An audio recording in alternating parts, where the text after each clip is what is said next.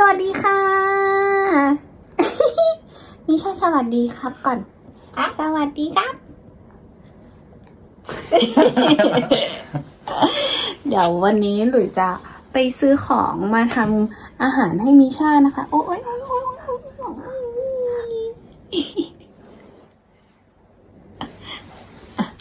มิชาก็คือตอนนี้จะ6 เดือนแล้วนะคุณมิ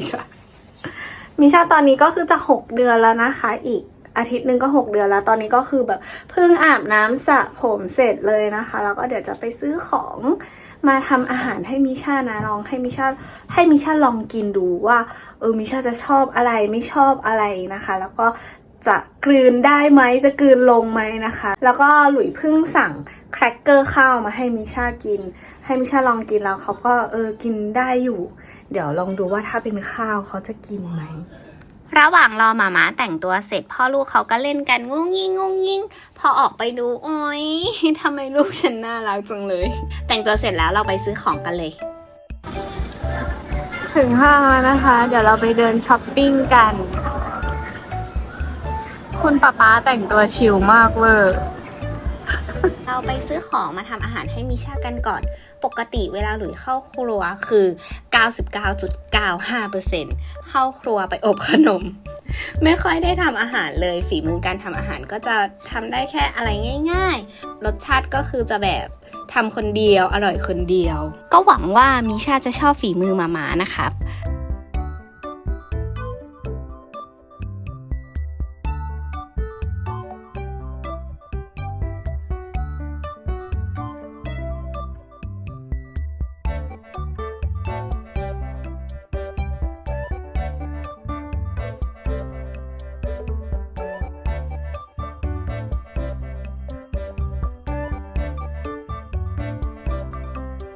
พอซื้อของมิชาเสร็จหลุยก็แวะซื้อของตัวเองด้วยแป๊บหนึ่ง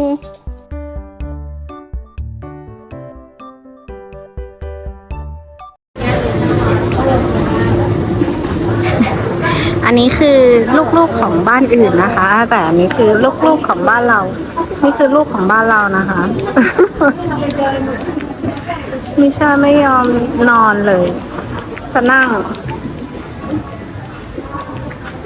อย่างเดียวจะนั่งเท่านั้นนั่งได้ก็จะนั่งไม่นอนแล้วดูโอ้โหมันเหนื่อยนะลูก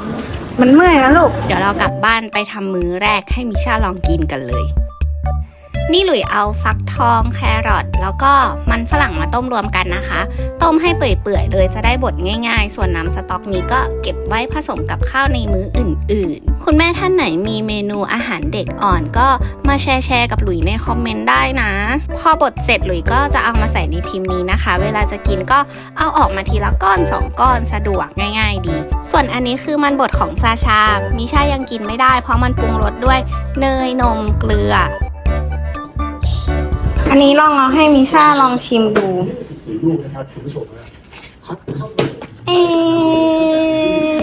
เย็นหรือยังลูก เย็นแล้ว เยอะโอ้ยลูกอยาครับอ้าวอันนี้ไม่ใช่ลองชิมดู ใหญ่ไหมใหญ่ไหมนิ่มใช่ไหมนิ่มอันหมดไม่ อะไรอ่ะดูทำหน้าสิเนี่ย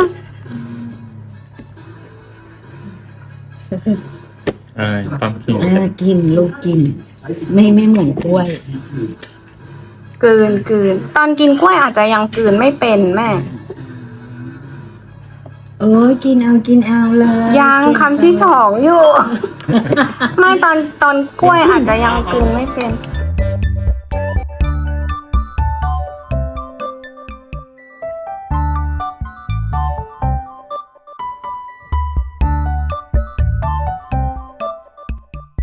เก่งจังเลยครับคำสุดท้ายต้องให้น้ำนั่นแหละต้องไปกินน้ำซุป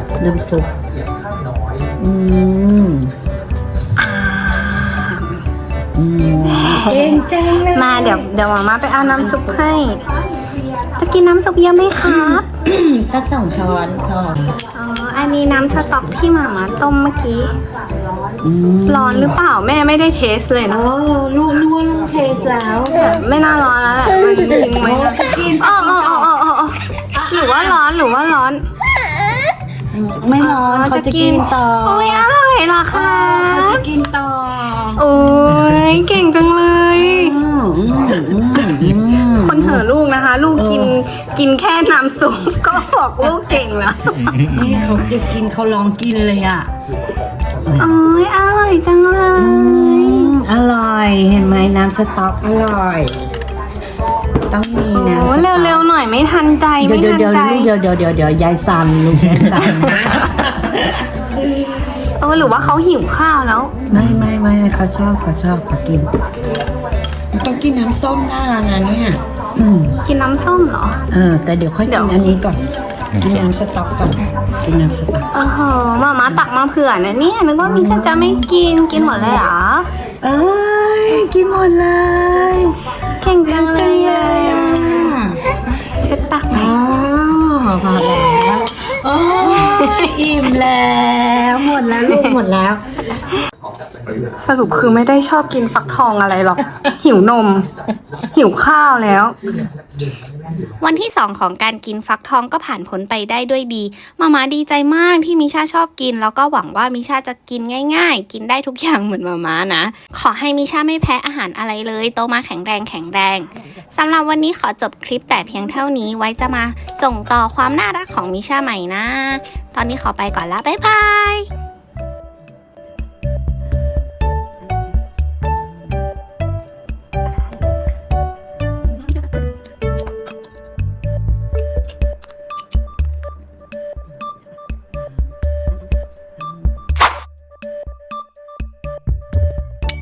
มิชา